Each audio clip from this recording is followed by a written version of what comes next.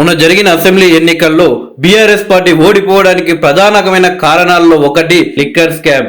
ప్రధానమైన అంశంగా ప్రధానమైన అస్త్రంగా మార్చుకొని కాంగ్రెస్ పార్టీ అలాగే బీజేపీ పార్టీలు మొన్న జరిగిన అసెంబ్లీ ఎన్నికల ప్రచారంలో బీఆర్ఎస్ పై విమర్శలు గుప్పడం జరిగింది. ఈ ఇష్యూ బీఆర్ఎస్ పార్టీ ఓడిపోవడానికి ప్రధానమైన కారణాల్లో ఒకటని తప్పకుండా చెప్పవచ్చు.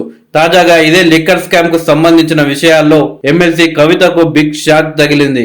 లిక్కర్ స్కామ్ కేసు కీలక పరిణామం చోటు చేసుకుంది. ఈ కేసులో బీఆర్ఎస్ ఎమ్మెల్సీ కల్వకుంట్ల కవితను నిందితురాలిగా సిబిఐ చేర్చింది. ఈ మేరకు 41A సిఆర్పిసి కింద సమన్లు జారీ చేసింది. ఈ నెల 26న విచారణకు హాజరు కావాలి అని కల్వకుంట్ల కవితకు సిబిఐ నోటీసులు ఇచ్చింది.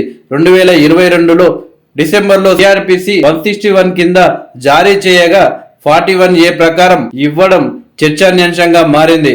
అప్పట్లో ఆమెను ఒక సాక్షిగా పరిగణించడంతో హైదరాబాద్ లోని ఆమె నివాసానికే వచ్చిన సిబిఐ ఆఫీసర్ల టీం 7 గంటల పాటు ప్రశ్నించింది. కానీ ఈసారి మాత్రం ఢిల్లీలోని సిబిఐ ఆఫీస్కి రావాలంటూ నోటీసులో పేర్కొనడం గులాబీ పార్టీలో ఆందోళన రేకెత్తిస్తుంది. మరోవైపు ఇదే కేసులో ఇప్పటి వరకు కవితను 3 సార్లు విచారించింది. 4వసారి నోటీసులు ఇవ్వడంతో ఆమె సుప్రీంను ఆశ్రయించారు.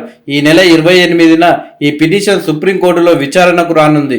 ఇంతలోనే కవిత విషయంలో సిబిఐ తీసుకున్న నిర్ణయం కలకలం రేపుతున్నది. కవితను నిందితురాలిగా పేర్కొంటూ సిబిఐ నోటీసులు జారీ చేయడం రాష్ట్ర రాజకీయ వర్గాల్లో సంచలనం రేపుతుంది.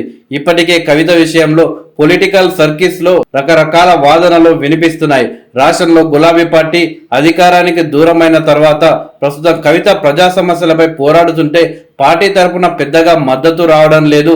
మహిళలు, విద్యార్థులు, ఆత్మహత్యల అంశాలపై రాష్ట్ర ప్రభుత్వంపై పోరాటం చేస్తున్న ఆమెకు సొంత పార్టీ నుండి సపోర్టు లేకపోవడం చర్చనీయాంశంగా మారింది. ఈ తరుణంలో కవితను నిందితురాలిగా పేర్కొనడంతో ఈ పరిణామంపై కేసీఆర్ ఎలా రియాక్ట్ అవుతారనేది ఇప్పుడు ఉత్కంఠంగా మారింది. మొత్తానికి లోక్సభ ఎన్నికల్లో బీఆర్ఎస్ పార్టీకి ఇదొక ఎదురుదెబ్బ అని చెప్పవచ్చు.